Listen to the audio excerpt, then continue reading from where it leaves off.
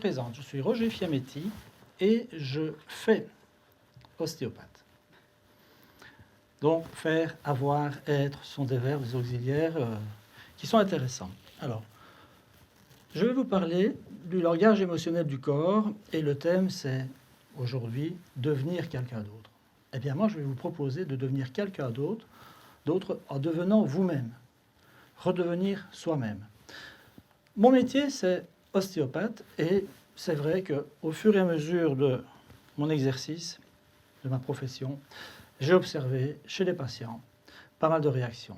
On travaille le viscéral, on travaille le structurel, on travaille le crânien.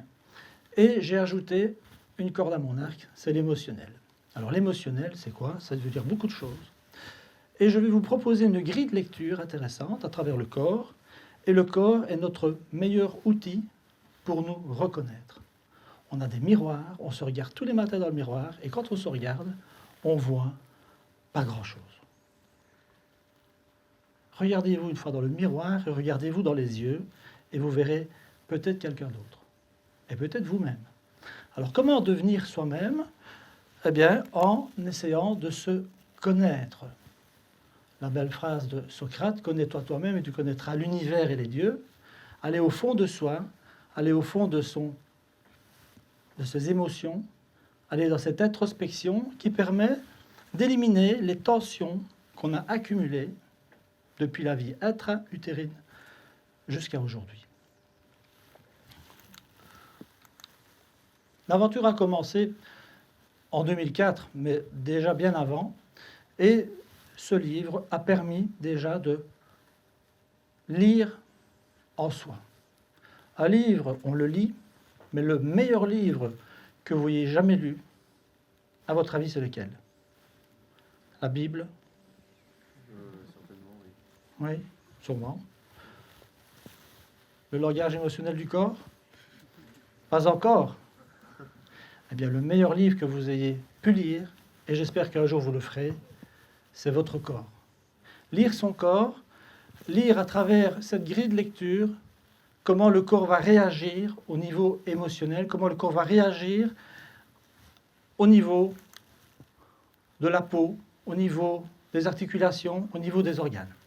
Ceci, ce sont d'autres ouvrages qui ont été publiés et que vous pourrez retrouver sur Amazon, par exemple. Il y a les cartes du langage émotionnel du corps, il y a la respiration pour tous, il y a le langage émotionnel du corps, tome 1 et 2, etc.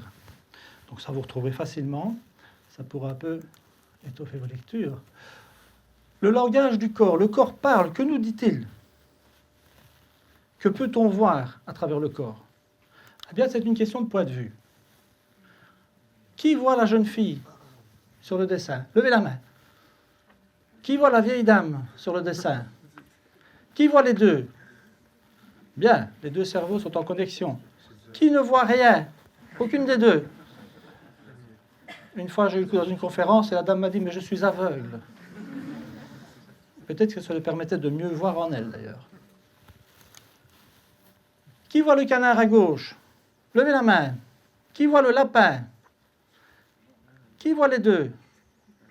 Il y a déjà moins de mains levées. Hein? Qui voit le bébé à droite?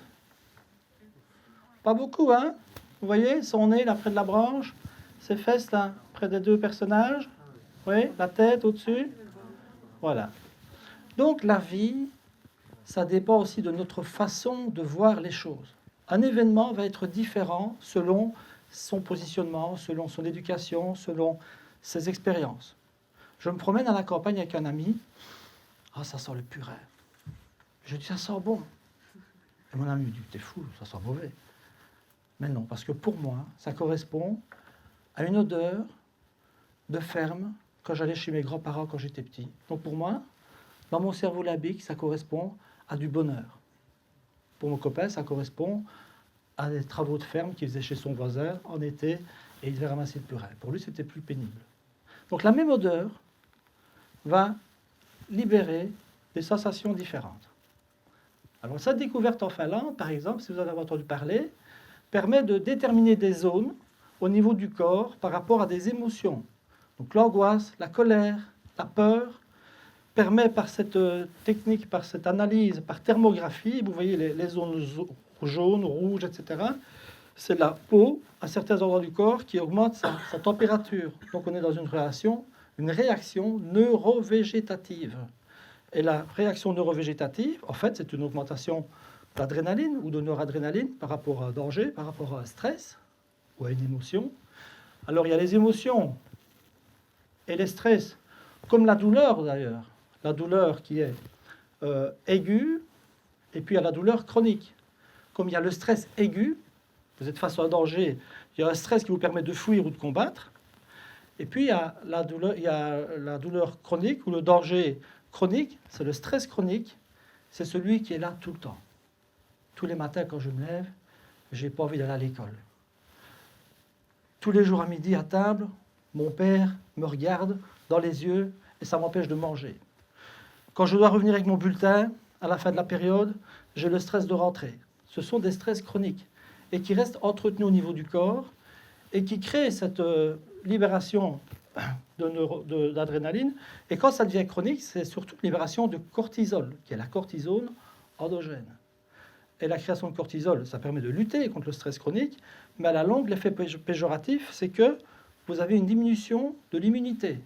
Donc la porte ouverte à toutes les maladies psychosomatiques. Donc le stress qui n'est pas exprimé s'imprime et va créer des cristallisations au niveau des tissus, des nœuds émotionnels, qu'on va pouvoir d'abord, par notre grille de lecture, détecter. Et vous voyez ici au niveau de la colonne, je suis ostéopathe, donc je travaille sur mon clavier. Si j'étais pianiste, je vous jouerais un concerto de Chopin ou de Mozart. Ici, mon clavier, c'est la colonne vertébrale. Donc chaque vertèbre va correspondre à une émotion. Alors quand j'ai mon patient qui est sur la table et que je dis « Ah, ça c'est, vous avez de la colère, il y a de l'abandon et de l'humiliation. Ça vous dit quelque chose ?»« Ah, comment vous savez ça? Vous êtes un voyant ?» Je dis « Non, je suis un lecteur. » Et mon tableau de lecture, c'est votre colonne vertébrale. Donc il y a toujours une relation entre les vertèbres et les émotions qu'on a pu, à travers cette grille de lecture intéressante, mettre en évidence. Et chaque individu va être marqué dans son corps en fonction de ce qu'il a vécu. Il n'y a pas de hasard. Le corps ne se trompe pas. Quand le patient ne parle plus, et ça arrive souvent avec des adolescents qui viennent en séance, ils vont chez le psy, puis après 3 séances chez le psy, ils disent « Moi, j'ai rien à dire. J'ai plus envie de parler. » Alors souvent, le psy, pour l'adolescent, c'est un tocard, évidemment, parce qu'il ne va pas dire qu'il est sympa. Alors, les parents viennent avec, chez moi, ou chez d'autres collègues, et quand l'individu, et souvent l'ado, ou parfois d'autres personnes plus âgées, ne parle plus, n'a plus rien à dire, son corps a encore quelque chose à dire. Et l'intérêt, finalement, de la technique, c'est que le corps ne ment pas, le corps ne se trompe pas. Et le corps révèle parfois des informations dont on n'a même pas conscience, puisqu'elles viennent de l'inconscient. Donc, cette cristallisation, en fait, c'est la mise en évidence de l'inconscient à travers les tissus. C'est la mémoire cellulaire. On a la relation aussi entre les organes et les vertèbres, ça c'est neurovégétatif, c'est anatomique, c'est neuroanatomique. Et on peut avoir aussi la relation entre les organes et les émotions. Quand on a un problème pulmonaire, évidemment il y a les infections. Si vous avez un problème de bronchite, n'allez pas voir un ostéopathe somato-émotionnel. Allez voir le pneumologue ou votre médecin d'abord. Mais si au bout de X traitements, ou si vous vous sentez étouffé psychologiquement, là, il ne faut pas prendre un antibiotique. Il faut peut-être aller voir au fond des choses où a commencé l'étouffement. Et l'étouffement, ça correspond à la deuxième dorsale, ici un peu entre les omoplates, en haut. Il y a l'estomac, qui est en relation avec les conflits familiaux. Donc il y a des personnes qui ont des gastrites qu'on appelle ou qu'on nomme nerveuses, des gastrites de stress ou des ulcères de stress. Ils font tous les traitements antiacides, ils font tous les traitements chez le gastro. Malgré tout, ça ne passe pas. Puis quand on arrive à libérer le stress par leur corps, qui est inscrit notamment au niveau des vertèbres en relation avec l'estomac, qu'on va détecter, qu'on va décrypter, et qu'on libère souvent un conflit familial, le fait d'en parler ou de l'identifier, ça permet au patient d'en parler. Le fait de se libérer, il va libérer son stress. Et en libérant son stress, il va guérir son ulcère de stress. Vous voyez? Alors on a ça avec tous les organes, je ne vais pas vous les passer tous en revue. Le foie, c'est la peur de manquer, la peur de mourir, la peur de ne pas s'en sortir. On parlait tout à l'heure des examens de fin d'année, c'est des examens de passage. Le passage, il est parfois étroit. Ça vous fait penser à quoi, les passages étroits? Permis de conduire? Quoi d'autre? La naissance? On passe tous par là. Alors on va dire, ah, désolé, moi je suis né par césarienne. C'est la désincarcération. Hein, quand tu fais un accident, parfois, les pompiers viennent, ils ouvrent la voiture et ils vous sortent. Ça, c'est la césarienne. Alors, comment est-ce qu'on peut dire, parce que bon, c'est facile d'en parler, mais comment est-ce qu'on peut dire que les émotions vont s'inscrire au niveau du corps, à travers des tissus? Quels sont ces tissus? Ce sont des fascias.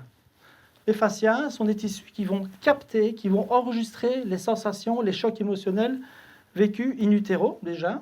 Les émotions de la mère, quand elle est enceinte, la parturiente va transmettre des émotions à son fœtus. On voit déjà des publicités, on voit la maman qui mange un yogourt ou un chocolat, et on voit le fœtus à l'intérieur qui est tout content. Les publicitaires ont bien compris le message, et l'ont bien transmis. Et ces émotions passent à travers les fascias, qui sont des tissus très subtils, vous allez voir après des images, et quand le fœtus n'a pas encore de cerveau, de cortex formé, jusqu'à 6 ans, quand il est bébé, etc., petit enfant, tout passe par le système limbique et par les 5 sens. Donc c'est toujours les sens, l'ouïe, le tact, l'audition, etc., qui captent les infos. Nous sommes des radars. On reçoit des infos, on est transformé par ces infos, ou on est figé par ces infos, par ces peurs de ne pas s'en sortir, par ces peurs de ne pas y arriver. Voilà les fameux fascias dont je vous parle. Ce sont des tissus vraiment qui absorbent toutes les tensions et qui partent de la peau jusque dans les os. La peau, les muscles, les os, les organes, tout ça sont des fascias organisés de nature différente, mais toujours en continuité. Quand je tire sur mes cheveux, quand je tire sur ma peau, je peux avoir une influence jusqu'en bas. Quand je suis à la surface, je suis à la profondeur.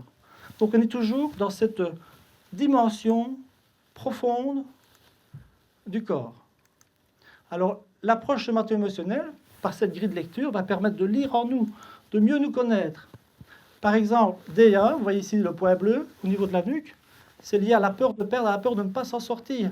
C'est la sensation de sans issue au moment de l'accouchement, quand le bébé va être expulsé, mais que le col n'est pas encore assez ouvert. Ou alors, parfois, quand les mamans, les parturientes arrivent à la maternité, et qu'on leur dit « Attendez, gynéco va arriver. Il faut qu'elle serre les jambes parce que le bébé va sortir. » Mais lui, il est prêt à sortir, et on ferme la porte. C'est la notion de sans issue. C'est l'examen de passage de fin d'année. Il faut passer. C'est le passage. On revient au passage de sa naissance. Et la première dorsale, comme par hasard, quand elle est en lésion, on est fatigué le matin, on ne sait pas se concentrer, on étudie 5 heures, on ne retient rien. Alors qu'est-ce qu'on fait? On étudie le matin de l'examen. Comme ça, on garde tout. Et puis on arrive à l'examen et on dit tout. Et après, on a tout oublié. Quand ça marche. Parce que vous savez comme moi que quand il y a 1000 pages, ça ne marche pas. Donc, qu'est-ce qu'on fait avec DA? Quand on la corrige, on retrouve son potentiel. On redevient soi-même. On n'a plus peur de perdre, on n'a plus peur de ne pas s'en sortir, parce qu'on retrouve ses capacités. Alors, ce n'est pas psychologique, c'est neuro-végétatif, puisque au niveau de DA, il y a le ganglion stellaire qui commande l'artère carotide, qui alimente le cerveau en oxygène. Donc, quand DA est rétabli, moi j'ai eu un enfant, par exemple, de 12 ans, donc 10 ans, à Noël, 3 sur 10 de moyenne. On dit aux parents, voilà, votre enfant l'année prochaine, on met dans le spécial. Ils viennent, on corrige. Accouchement difficile comme par hasard, qui s'est impacté en DA, on corrige DA. Fin de l'année, tête de classe, 9 sur 10. Là, le professeur est un peu béat. Donc, tant mieux pour l'enfant. La petite enfance va évidemment être aussi une source d'information. Et évidemment, les Madeleines de Proust, on se fait agresser petit, on se fait agresser grand. On apprend à marcher petit, on a peur. On perd la marche plus âgée, on a peur. Donc c'est toujours un événement du passé qui reste enfoui en nous et qui ressurgit dans le présent, mais de façon comme un tsunami, de façon démesurée. Et c'est là qu'on se rend compte qu'il y a un choc émotionnel qui n'a pas été exprimé, parce que quand le présent vous amène une situation de stress ou de danger, on réagit. Et si par hasard on ne sait pas réagir, c'est parce qu'on a vraiment une émotion qui revient du passé, qui n'a pas été gérée, qui est cristallisée et qui n'est pas libérée. Donc là, c'est la technique où je ne fais pas de mouvement, je ne fais que recueillir le mouvement qui vient des tissus, des fascias, les fascias qui bougent, et je les accompagne. Et en les accompagnant, on laisse le corps décristalliser les tensions qui se sont inscrites à 3 ans, à 6 ans, à 9 ans, à 12 ans, à 6 mois in utero. Il faut savoir qu'à 6 semaines in utero, il y a déjà le réflexe de peur paralysante qui s'inscrit sur l'embryon si la mère vit des émotions de peur ou de stress. Voilà, devenir quelqu'un d'autre, soi-même, moins les peurs et moins les souffrances, ça vous permettra de mieux exister et d'être quelqu'un d'autre, c'est-à-dire vous-même. Merci pour votre attention.